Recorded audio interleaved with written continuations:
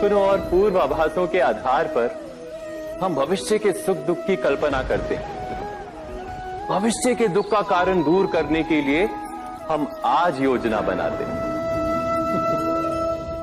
किंतु कल के संकट को आज निर्मूल करने से हमें लाभ मिलता है या हानि पहुंचती है, ये प्रश्न हम कभी नहीं करते। सत्य तो ये है कि संकट और उसका निवारण साथ जनते हैं, व्यक्ति के लिए भी और सृष्टि के लिए भी।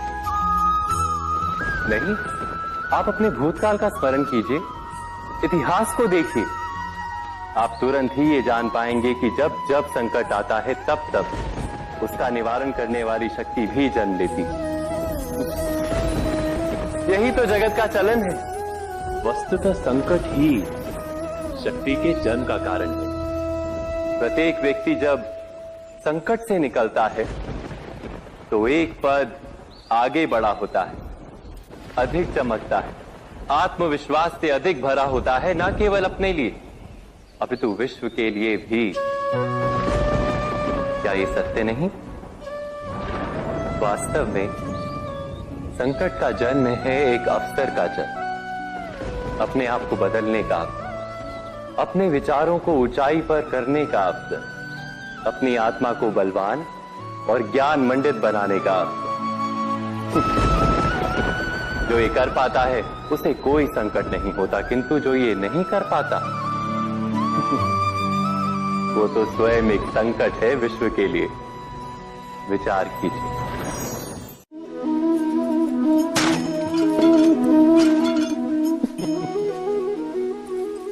कभी कभी कोई घटना मनुष्य के जीवन की सारी योजनाओं को तोड़ देती और मनुष्य उस आघात को अपने जीवन का केंद्र मान लेता। पर क्या भविष्य मनुष्य की योजनाओं के आधार पर निर्मित होते हैं? नहीं। जिस प्रकार किसी ऊंचे पर्वत पर सर्वप्रथम चढ़ने वाला उस पर्वत की तलाई में बैठकर जो योजना बनाता है, क्या वही योजना उसे उस पर्वत की चोटी तक पहुंचाती है? नहीं। वास्तव में वो जैसे जैसे ऊपर चढ़ता है वैसे वैसे उसे नई नई चुनौतियां, नई नई विडंबनाएं, नए नए अवरोध मिलते हैं। प्रत्येक पद पर वो अपने अगले पद का निर्णय करता है। प्रत्येक पद पर उसे अपनी योजनाओं को बदलना पड़ता है। कहीं पुरानी योजना उसे खाई में ना ढकेल दे। वो पर्वत को अपने योग्य नहीं बना पाता, केवल स्वयं को पर्वत के योग्य बना सकता है। क्या जीवन के साथ भी ऐसा ही नहीं? जब मनुष्य जीवन में किसी एक चुनौती को, एक अवरोध को अपने जीवन का केंद्र मान लेता है, अपने जीवन की गति को ही रोक देता है, तो वो अपने जीवन में सफल नहीं बन पाता और ना ही सुख और शांति प्राप्त कर पाता। अर्थात जीवन को अपने योग्य बनाने के बदले स्वयं अपने को जीवन के योग्य बनाना ही सफलता और सुख का एकमात्र मार्ग नहीं? स्वयं विचार कीजिए।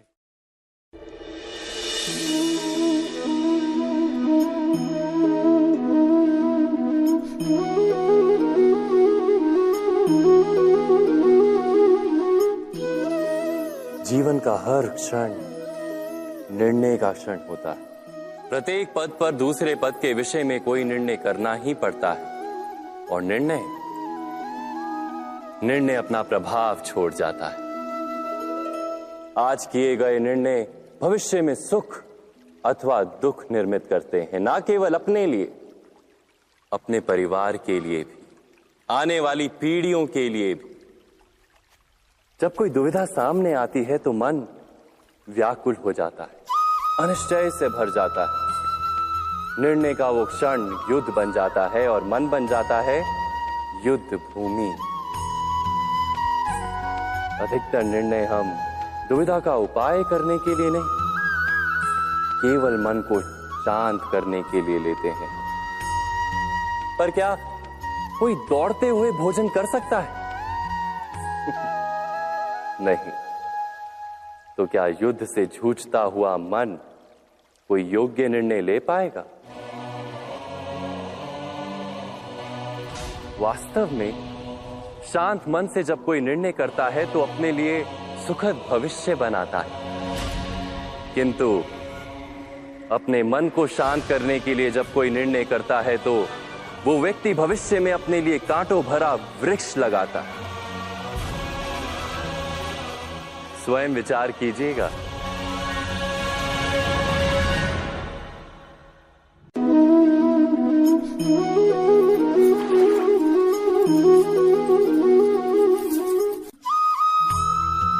जीवन में आने वाले संघर्षों के लिए जब मनुष्य स्वयं को योग्य नहीं मानता, जब उसे अपने ही बल पर विश्वास नहीं रहता, तब वो सद्गुणों को त्याग कर दुर्गुणों को अपनाता है।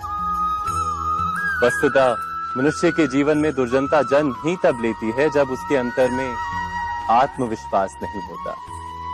आत्मविश्वास ही अच्छाई को धारण करता है। ये आत्मविश्वास है क्या?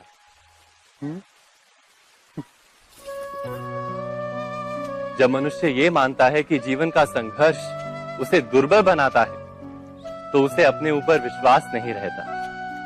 वो संघर्ष के पार जाने के बदले संघर्ष से छूटने के उपाय ढूंढने लगता है। किंतु जब वो ये समझता है कि ये संघर्ष उसे अधिक शक्तिशाली बनाते हैं, ठीक जैसे व्यायाम करने से देह की शक्ति बढ़ती, तो प्रत्येक संघर्ष के साथ उसका उत्साह बढ़ता है।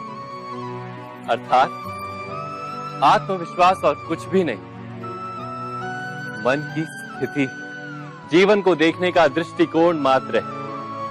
और जीवन का दृष्टिकोण तो मनुष्य के अपने वश में होता है। स्वयं विचार कीजिए।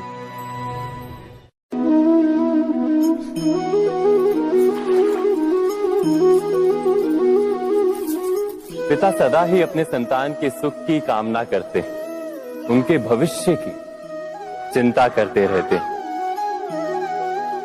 इसी कारणवश सदा ही अपने संतानों के भविष्य का मार्ग स्वयं निश्चित करने का प्रयत्न करते रहते हैं। जिस मार्ग पर पिता स्वयं चला है, जिस मार्ग के कंकर पत्थर को स्वयं देखा है, मार्ग की छाया, मार्ग की धूप को स्वयं जाना है, उसी मार्ग पर उसका पुत्र भी चले, यही इच्छा रहती है हर पिता की। निस्संदेह उत्तम भावना है ये, किंतु 3 प्रश्नों के ऊपर विचार करना हम भूल ही जाते हैं। कौन से प्रश्न? प्रथम प्रश्न, क्या समय के साथ प्रत्येक मार्ग बदल नहीं जाते? क्या समय सदा ही नई चुनौतियों को लेकर नहीं आता? तो फिर बीते हुए समय के अनुभव नई पीढ़ी को किस प्रकार लाभ दे सकते हैं?